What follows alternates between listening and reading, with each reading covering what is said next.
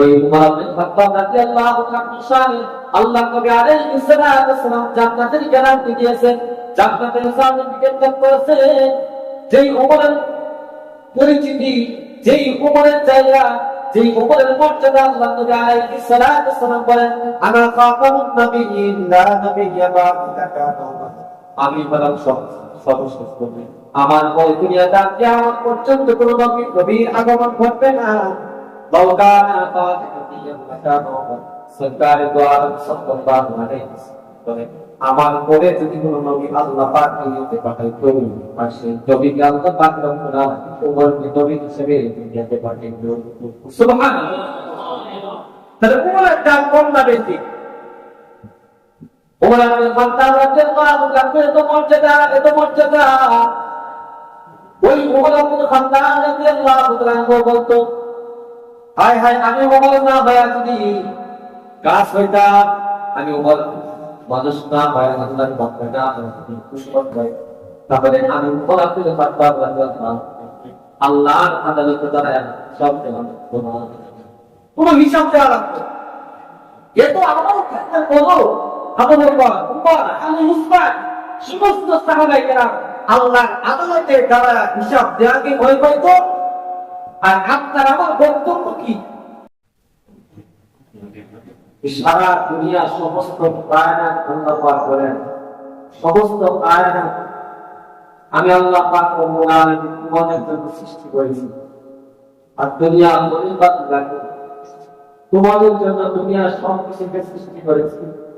ওয়ান্তুম মুলকুম লিল-আখিরাহ।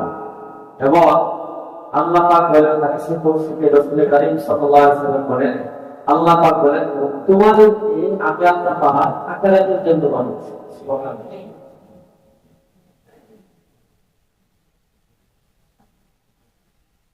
এই জন্য আখিরাত জিন্দেগিটা হলো চিরস্থায়ী জিন্দেগি, আর দুনিয়ার জিন্দেগি হলো ক্ষণস্থায়ী জিন্দেগি। দুনিয়ার জিন্দেগি শুরু আছে কিন্তু শেষ নাই, আর আখিরাতের জিন্দেগিটা শুরু, দুনিয়ার জিন্দেগিটা শুরু আছে শেষ হবে, আখিরাতের জিন্দেগিটা শুরু আছে শেষ নাই। আখিরাতের জিন্দেগি হলো অনন্ত অসীমকালের জিন্দেগি। সেই জিন্দেগিতে যে একবার জীবনে ঢুকে, ওই জিন্দেগি থেকে আর বের হবে, এর কোনো সুযোগ নাই। চাই সে ভালো আমল করুক আর খারাপ আমল করুক, কোনদিন সে বের হতে পারবে। যদি সুখের জিন্দেগি হয় সারা জীবন সুখ, আজীবনের জন্য সে সুখী। আর যদি দুঃখের জিন্দেগি হয় তাহলে আজীবনের জন্য দুঃখের জিন্দেগি। এই জন্য আখিরাতের জিন্দেগিকে সাজানোর জায়গা হলো দুনিয়া। দুনিয়াটা হলো আখিরাতের জিন্দেগি সাজানোর জায়গা। এই জন্য আল্লাহ পাক রব্বুল আলামিন আপনাকে আমাকে দুনিয়ার জিন্দেগি দান করেছেন আখিরাতের জিন্দেগিকে সাজানোর জন্য। কিভাবে সাজাবো? দুনিয়ার পরিবেশ আর দুনিয়ার জিন্দেগি সাজানোর জন্য আপনি আমি কত পরিশ্রম, কত মেহনত হবে। দিনকে দিন বলি না, রাতকে রাত বলি না, সময়ের কত দাম, একটা মিনিটের কত দাম। কাজের ব্যস্ততার ফাঁকে যদি আপনি আমি কোথাও যাই, রুটিয়াটা কাজও করতে যাই, একটু দেরি হলে আমরা বলি কি, ভাই সময় নেই, আমার অনেক কাজ আছে, অনেক কাজ ফেলে আপনার কাছে আসছে, কাজে আমি আর সময় দিতে পারবো না। এক দ্বারায় বোঝাই কি, যে আমার সময়ের দাম আছে। এটা হলো দুনিয়ার জিন্দেগি সাধারণ জন্য সময়ের দাম আপনার অনেকেই বুঝি এবং অনেকে সময়ের দাম দেয়। আখিরাতের জিন্দেগির জন্য আপনার আমার সময় হয় না। আখিরাতের জিন্দেগি সাধারণ জন্য দুনিয়ার জিন্দেগি আল্লাহ পাক দান করেছেন। নামাজের ক্ষেত্রে বলেন, আমরা অনেকে আছি নামাজ শুরু হওয়ার আসবো সবার শেষে, যাবো সবার আগে। দুনিয়ার সময় না, ব্যবসা বাণিজ্য সকালে যায়, তাদের 10টায় ফিরে বাসে, সকালে যায় তাদের 10টা 11টা 12টায় ফিরে। এটা দুনিয়ার জিন্দেগিকে সাজানোর জন্য আপনার সময়ের মূল্য আপনি বুঝতেছেন, কিন্তু আখিরাতের জিন্দেগি সুন্দর করার জন্য সময় নেই। মসজিদে আসবে তো সবার পরে আসবে, আবার যাওয়ার সময় যায় সবার আগে। এটা কি আখিরাতের জিন্দেগি সাজানোর জন্য সময়? না, এটা না। বরঞ্চ আখিরাতের জিন্দেগিকে সাজানোর জন্য আল্লাহ পাকের যতগুলো হুকুম আছে সবগুলো শুরু থেকে শেষ পর্যন্ত, যেটা আমার একটা মিনিট, একটা সেকেন্ড, একটা মুহূর্ত যেটা আমার নষ্ট না, সময়ের হিসাব করবে, সময়ের কদর।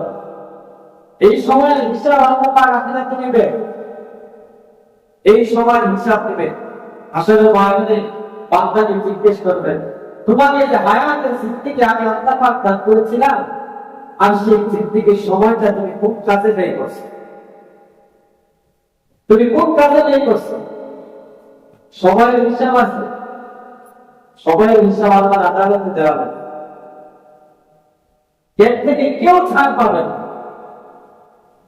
আল্লাহ ইন্নাল ইনসানা লাফি খুসর ইল্লা আল্লাযীনা আমানু ওয়া আমিলুস সালিহাতি ওয়া তাওয়াসাউ বিল হাক্কি ওয়া তাওয়াসাউ বিস সাবর। আল্লাহ পাক রব্বুল আলামিন সময়ের কসম করে বলতেছেন, আল্লাহ ইন্নাল ইনসানা লাফি খুসর, সময়ের কসম, আসরের কসম আল্লাহ পাক বলতেছেন। এই বলতেছেন আল্লাহ নিশ্চয় যদি আর সমস্ত মানুষ ধ্বংসের মধ্যে পতিত, সমস্ত মানুষ ধ্বংসের মধ্যে আছে। ইন্নাল ইনসানা লাফি খুসর ইল্লা আল্লাযীনা আমানু ওয়া আমিলুস সালিহাত। পরবর্তী আয়াতে আল্লাহ পাক রব্বুল আলামিন ওই সমস্ত লোক, ওই সমস্ত মানুষ, ওই সমস্ত বান্দারা ধ্বংস ঘটবে। এক নাম্বার হলো আল্লাযীনা আমানু, যারা আমি আল্লাহ পাক রব্বুল আলামিন ঈমান আনে, সরকার দ্বারা সাল্লাল্লাহু আলাইহি ওয়াসাল্লাম বিশ্বাস করে, আমি আল্লাহ পাক রব্বুল আলামিনের দিক পাঠাইছি দিনের উপর বিশ্বাস করে, সরকার দ্বারা সাল্লাল্লাহু আলাইহি ওয়াসাল্লামের তরিকার উপর জিন্দেগি যাপন করে, আল্লাহ পাক রব্বুল আলামিন এই সমস্ত মুমিন ঈমানদাররা ধ্বংসের দিকে পারবে। ইল্লাল্লাযীনা আমানু ওয়া আমিলুস সালিহাত, দ্বিতীয় আল্লাহ পাক রব্বুল আলামিন বলেন, যারা আমল করে, সম্পর্ক করাচ্ছে, যারা দেখে কাজ করতে, আমল করে, আমি আল্লাহ পাক রব্বুল আলামিন, আমি আল্লাহ পাক রব্বুল আলামিনের হুকুমকে মানতে চাই এবং মানে ওই সমস্ত বান্দারা আল্লাহ পাক রব্বুল আলামিন বান্দারা হলো ধ্বংস পাই দেখে। মুমিনরা যারা ঈমান আনে, আল্লাহর উপরে বিশ্বাস স্থাপন করে, আল্লাহ পাকের আদিত্য দ্বীনকে যারা গ্রহণ করে, রাসূল কারীম সাল্লাল্লাহু আলাইহি ওয়াসাল্লামের আদিত্য দ্বীনের উপরে যারা বিশ্বাস স্থাপন করে, আল্লাহ পাক বলেন ওই ঈমানদার বান্দা ধ্বংসের থেকে পায়, সে ধ্বংসের মধ্যে নয়। সমস্ত মানুষ ধ্বংসের মধ্যে, যারা আল্লাহ পাক রব্বুল আলামিনের হুকুমকে মানতে চায় না, সরকার দ্বারা সাল্লাল্লাহু আলাইহি ওয়াসাল্লামের তরিকার উপরে চলতে চায় না, সময় আল্লাহ পাক রব্বুল আলামিন আপনার আমার আয়াত প্রতিপাদন করেছেন। এই আয়াতকে যে কাজে লাগাই, ওই আয়াতের আল্লাহর আদালতে, কারণ মৃত্যুর কোনো গ্যারান্টি নেই। গ্যারান্টি আছে? গ্যারান্টি নাই। অনেক 80 বছর 100 বছর বয়স হয়ে গেছে, একদম সুস্থ শরীর নিয়ে হাঁটাচলা করছে। আমার অনেক যুবক আছে এবং যুবক, এই যুবকেরা হাসপাতালে গেলে শুয়ে রয়েছে। সুস্থতার মানে আল্লাহ, অসুস্থতার মানে কি? আওয়াজ করে বলেন বায়াতের মালিক কে? পরিবারের মালিক কে? সবকিছুর মালিক আমার আল্লাহ। কোন যুবক সুস্থ দেহরিয়া বাড়ি থেকে বের হয়েছে, কিন্তু সুস্থ দেহরিয়া বাড়ি থেকে বের করে কিভাবে আল্লাহ পাক তফসিরে বলছেন এক্সিডেন্টে মারা পাইতে হয়েছে 80 বছর 70 বছর 100 বছর হায়াত পাইছে, এমন সুস্থ দেহরিয়া চলাফেরা করতেছি। বাবা দুনিয়ার জমিনে বেঁচে আছে, সন্তান দুনিয়ার জমিন থেকে বিদায় চলেছে। কতকাল আমাদের মুয়াজ্জিন সাহেব পুরা এবার বয়স আর কত হবে মানে কত বয়স? 26-27 বছর, সর্বোচ্চ 30 বছর বয়স হবে ক্যান্সারে আক্রান্ত হয়ে গতকাল মাগরিবের আগে বানাইছে। ইন্না লিল্লাহি ওয়া ইন্না ইলাইহি। আসলে দুনিয়া কিছু না, দুনিয়া কিছু না। আমার জন্মদিন ছেলেটা অনেক ভালো ছিল, নামাজ 5 ওয়াক্ত একদম আল্লাহ পাকের হুকুম করা হয়েছে। সে সুস্থ থাকা অবস্থায় বাপ মায়ের বিয়ে করাবো, আব্বা মানে বলতেছে আমার যে বিয়ে করাইবে আমি তো আসলে বাঁচবো না, তখন কিন্তু সুস্থ আমি বাঁচবো না, আমাদের বিয়ে শাদী করাইতে পারে। তার আব্বা আম্মা বলতেছে তুমি এগুলি কি বলতেছো? না আমি আসলে বেশি দিন বাঁচবো, আমাকে বিয়ে শাদী করাইলাম, একদম সুস্থ, তখন অসুস্থতার কোনো ভাবও নাই না। এরপরে বিদেশে গেল, বিদেশ যাওয়ার পরে বছর কানেক করেছিল না, 6 মাস ছিল, 6 মাস বিদেশ করছে, প্রবাসী 6 মাস কাটাইছে। কাটানোর পরে ওখান থেকে অসুস্থতার সূত্রপাত, অসুস্থ শরীর নিয়ে দেশে আসলো। আসার পরে আস্তে আস্তে ধীরে ধীরে ধীরে ধীরে ধীরে ধীরে অসুস্থতা বাড়লো, বাড়ার পরে এই যে গতকাল সন্ধ্যার আগে বিয়ে করছে, বিয়ে সাথে করার পরে একটা কন্যা সন্তান আল্লাহ পাক তার করে রাখছে। আল্লাহ সকলে মিলে তো ভাই খারাপ এটা আল্লাহ পাকের দান, সুস্থতাও কার? আল্লাহর দান। সুস্থতা আল্লাহর দান, হায়াত আল্লাহর দান। এই যে হায়াত নিয়ে দুনিয়ার জমিনে আগমন করেছি, মৃত্যুর মাধ্যমে দুনিয়া ছাড়তে হবে, এটা আল্লাহ পাকের বিধান, মানতে হবে। এই জন্য মাঝখানে যে সময়টা আমাকে আপনাকে আল্লাহ পাক দান করলেন, এই সময়টা আপনাকে কোন কাজে ব্যয় করবেন, কোন কাজে ব্যয়? সময়ের মূল্য আমরা বুঝি, সময়ের মূল্য বুঝি। সময়ের মূল্য বোঝা যায় কখন জানেন? মোবাইলে যখন কথা যায় না, মোবাইলে কথা বলার থেকে কত সেকেন্ড পেলে কত মিনিট কি করেন, ওখানে তো টাকা কাটে। আরে টাকা কাটে মোবাইলের কথা বলার সময়, সময়ের মূল্য আপনি বুঝতেন, কিন্তু আপনার হায়াতের জিন্দেগি আল্লাহ পাক এই টাইমটা আপনাকে আমানত দান করলো। এই আমানত থেকে আপনার সময় হায়াত যে কেটে যাচ্ছে আখিরাতের জিন্দেগি সাজানোর জন্য, এই চিন্তাটা আপনি আমি কতদিন করছি, কতদিন করছি? এই জন্য আপনাকে আমাকে আল্লাহ পাক যে হায়াত দান করছে, এই হায়াতের জিন্দেগিকে কাজে লাগান। এই হায়াতের জিন্দেগি কাজে লাগালো সাহাবায়ে কিরাম রাদিয়াল্লাহু তাআলা আনহুম, তারা হায়াতের জিন্দেগি কাজে লাগাইছে। আমাদের আকাবের বুজুর্গগণ তারা হায়াতকে কাজে লাগাইছে, একটা মিনিট একটা সেকেন্ড তারা বিহুদা করছে, অযথা সময় নষ্ট করে নাই। আপনি আমি যেখানে বসি, হাটে বাজারে হাটে কি কর বসি না, বসি। অনেকে আসে তাস খেলতে বসে ঘন্টার পর ঘন্টা চলে যেতেছে, কিন্তু এর বাকিতে আল্লাহ পাকের কত বিধান আর কত হুকুম যে ছেড়ে গেল, চলে গেল, কোনো প্রবলেম নাই। অথচ দুনিয়ার সব তামাশা নিয়ে আপনি আমি কাছে বলে সময় কাটে না। যদি বলা হয় ভাই এই যে তাসটা খেলতেছে এটা তো ঠিক না, বসে থেকে আমাকে আপনি সময়টা কাটাইতেছে, বলে তো হুজুর আসলে সময় কাটে না তো এজন্য একটু বসতে, বিপদ বলে না, বিপদ বলে না। আরে মিয়া তাস খেলানোর সময় তোমার সময় কাটানো, তাস খেলানো তুমি সময় কাটাবা, এই জন্য কি তোমাকে আল্লাহ পাক দুনিয়াতে পাঠাইছে না? অযথা বসে বসে দাবা খেলতেছে, দাবা দাবা খেতে খেতে সময় কাটাইতেছে, সময় মূল্য বুঝে না। দাবা খেলানোর জন্য তোমাকে হায়াত দেওয়া হয়, দাবা খেলানোর জন্য আপনার আমার হায়াত না। দুনিয়াটাই তো খেল তামাশা, দুনিয়া দুনিয়াকে আল্লাহ পাক সাজাইছেন খেল তামাশা না, দুনিয়াকে আল্লাহ পাক সাজাইছেন আখিরাতের জিন্দেগিকে সাজানোর জন্য। সুবহানাল্লাহ। কি সাজানোর জন্য? আখিরাতের জিন্দেগিকে সাজানোর জন্য। এখন থেকে আপনাকে আখিরাতের জিন্দেগিকে গঠন করা হবে। কবরে যাওয়ার পরে যদি আপনি বলেন আফসোস করেন, হাজার আফসোস করলে তখন কোনো লাভ হবে না, হবে না। এজন্য কবরে যাওয়ার আগে, কবরে যাওয়ার আগে সময়কে কাজে লাগান। কবরে যাওয়ার আগে সময়কে কাজে লাগান।